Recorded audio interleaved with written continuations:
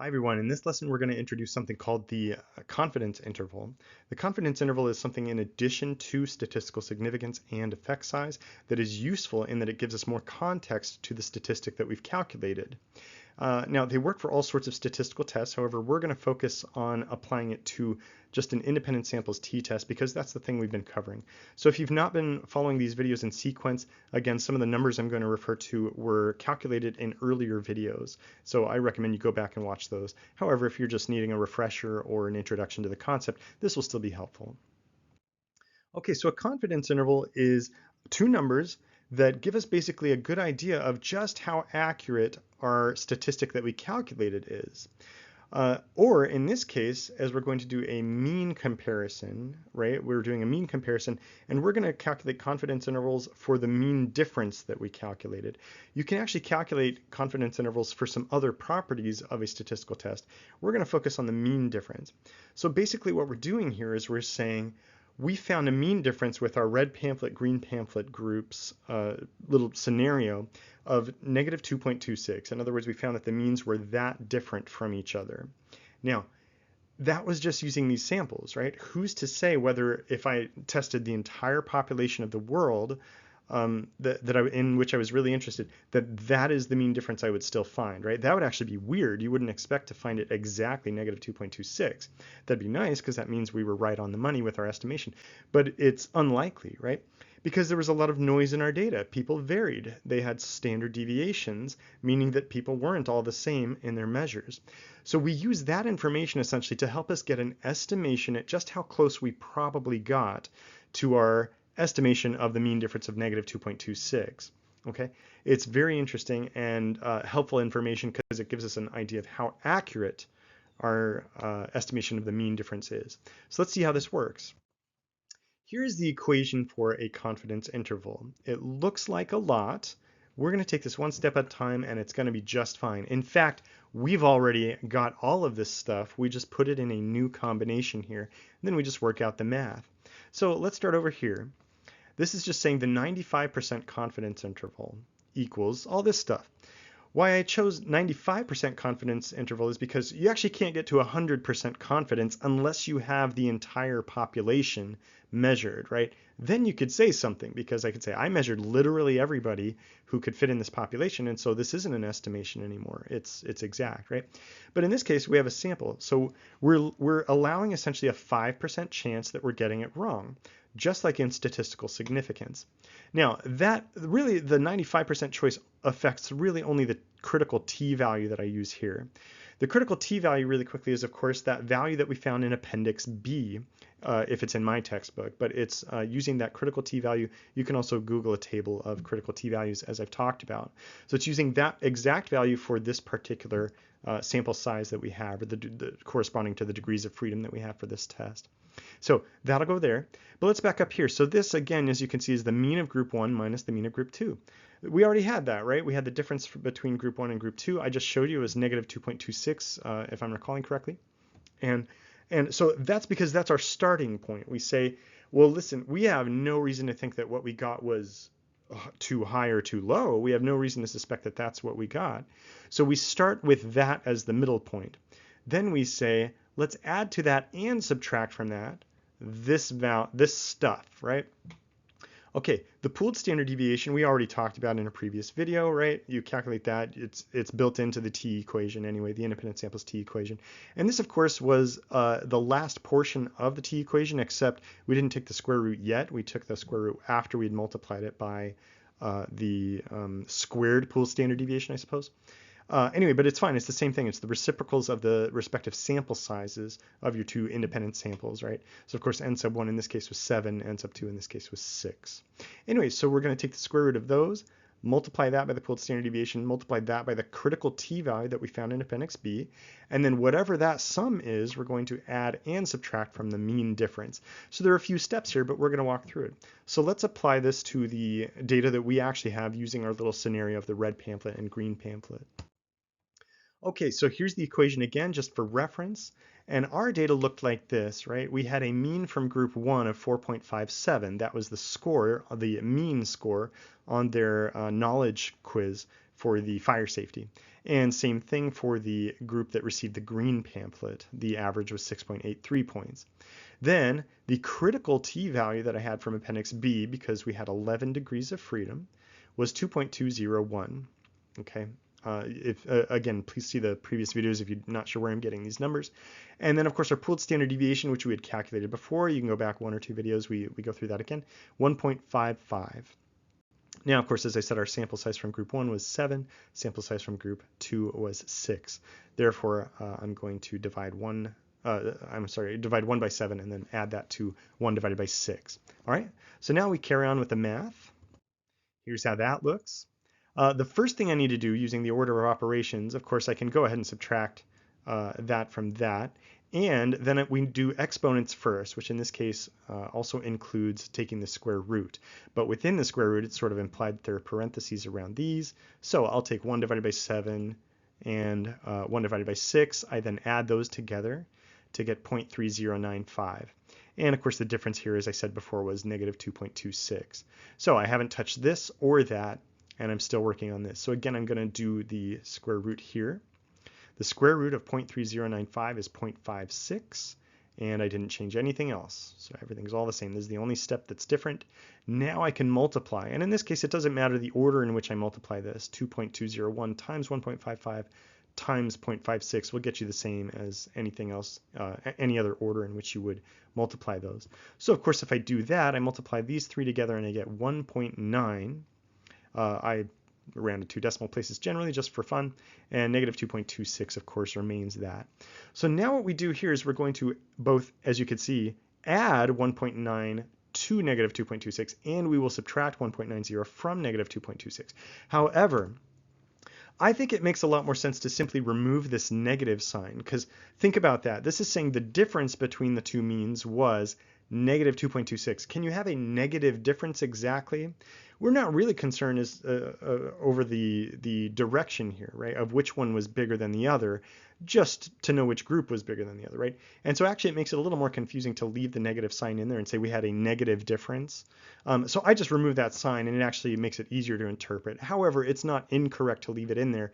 The only thing that will change is which of the values is lower than the other value. So as you'll see, one of those will be the lower limit, and the upper limit, it'll be the same amount, just reversed in the sign, and which one's lower, which one's higher. So don't worry about that. So I'm going to remove the sign, and you can see how this works. Okay, so if I remove that negative sign, then we have a 2.26 mean difference. And then what I'm saying is I wouldn't expect the actual population mean difference to be far more than 1.9 points on our scale higher than that. I also wouldn't have expected it to be 1.9 points lower than that estimate. So we need to add and subtract. Let's go ahead and start with the lower limit, although it doesn't really matter which one you do first. To get the lower limit, of course, you will take that number and subtract this number from it. In that case, 2.26 minus 1.90, of course, gives us 0.36.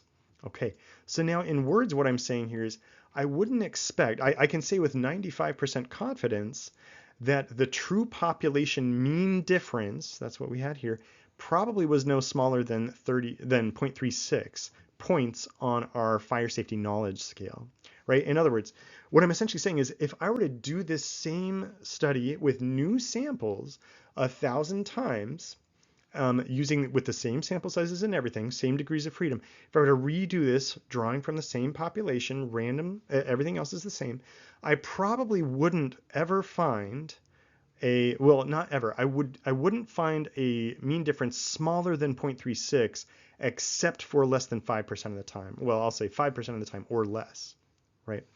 So that's essentially what I'm saying. So therefore, I'm pretty confident that the true population value probably isn't any different than, or any smaller than this difference, right? It's at least this big of a difference, probably, and I can be fairly confident in that. Now, we'll interpret it some more in a moment. Let's go ahead and calculate the upper limit. The upper limit, of course, is the same thing, except I just add 1.90 to 2.26, okay? So that, of course, is 2.26 plus 1.9, which gives us 4.16. Not very difficult here, as long as you've got a calculator. So same interpretation, except I'm saying it probably isn't larger than 4.16. Okay, so in other words, if I were to redo this project 1,000 times, same properties otherwise, it would be unusual if I got a mean difference larger than 4.16. In other words, what I'm essentially saying is I think the mean difference between the red and green groups would always be, as almost always, 95% of the time would be between these two values, the 0.32 and the 4.16. I really don't expect it to be any, I'm sorry, 0.36 and 4.16. I really don't expect it to be outside those bounds. Okay, so then altogether we can say really wouldn't expect it to be outside those bounds, as I just said. Okay.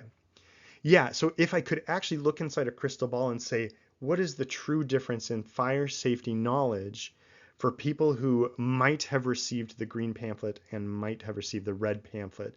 If I could just magically run this and know what it was, I can say it probably, 95% chance it's not outside of the limits of 0.36 and 4.16.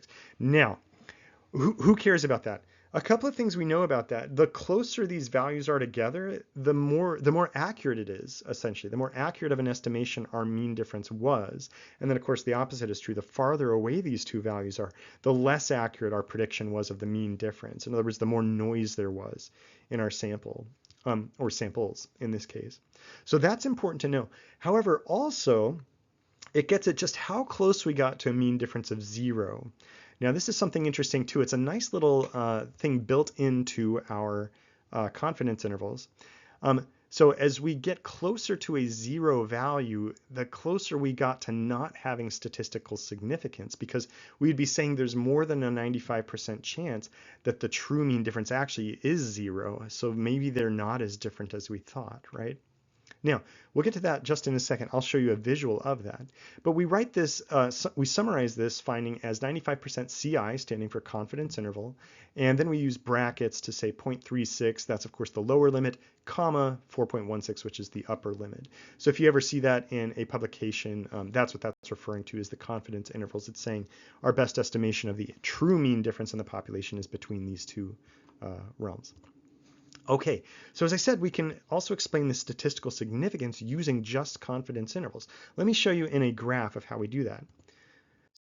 So this is a histogram, right? We've got this histogram here, and what I'm saying is my best guess, I have no reason to start from any other point than my mean difference of negative 2.26, or in this case, if I remove the negative sign, the mean difference of 2.26, right? So that's my starting point right here in the middle.